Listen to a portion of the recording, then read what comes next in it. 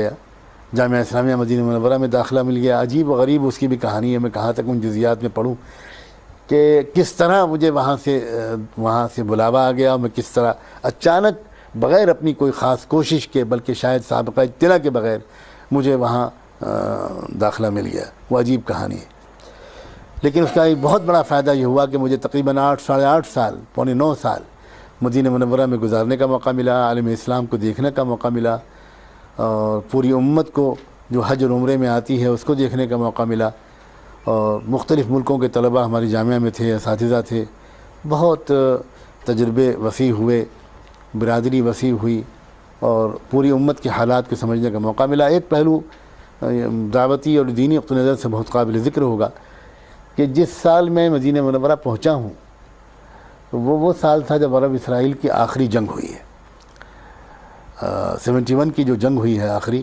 اس کے چند دنوں کے بعد میں آیا تھا۔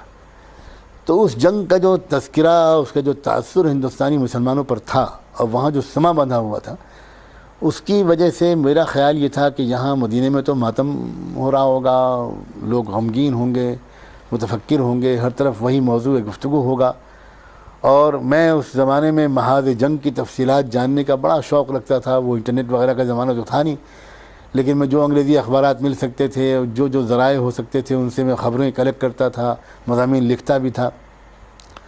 تو میں یہ سمجھ کر یہاں آیا، اور میرے ہم مزاج ہم عمر کچھ ساتھیوں نے کہا بھی کہ پل پل کی وہاں سے خبریں بھیجتے رہنا۔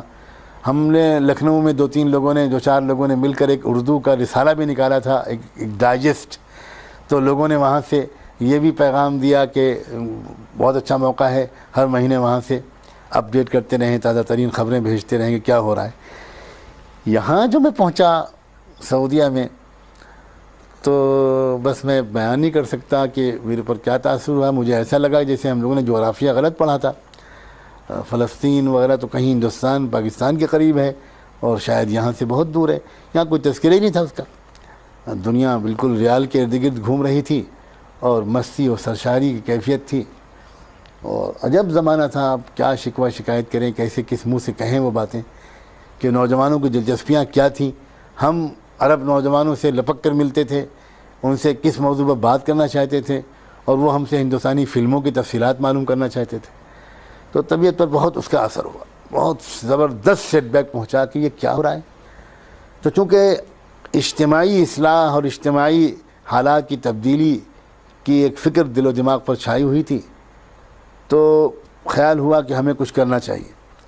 چنانچہ کچھ ہم خیال طلباء نے مل کر ایک کوشش کی کہ ایک کوئی کمیٹی بنائیں، ایک کوئی جماعت بنائیں، حلقہ تحریک اسلامی نام سے کسی چیز کی شروعات کی۔ لیکن چند دنوں کے بعد اندازہ ہوا کہ بالکل بے روح ہے، اس لیے کہ جو عام طلباء تھے ان کا مزاج بالکل دوسرا تھا۔ وہ گویا جو سنجیدگی، جو اتباع سنت، جو اتباع شریعت ہم لوگ ان کے اندر دیکھنا چاہتے تھے، وہ ہمیں ظاہر میں نظر نہیں آتا تھا۔ ہو سکتا ہے بھئی ہم کو احساس نہیں ہے کہ اندر سے کسی کا تعلق اللہ سے کتنا ہو، لیکن اس وقت ہم اندر کو دیکھنے کے بجائے ظاہر کو دیکھنے کا زیادہ ذوق رکھتے تھے شاید۔ تو ہماری کسی سے بنی نہیں، اور آپس میں ہی اختلاف ہو گیا، کئی لوگوں میں کئی گروپ ہو گئے، اور وہ کچھ چل نہیں پایا، ٹوٹ گیا وہ نظام۔ پھر ایک اور کوشش کی، وہ بھی کامیاب نہیں ہوئی۔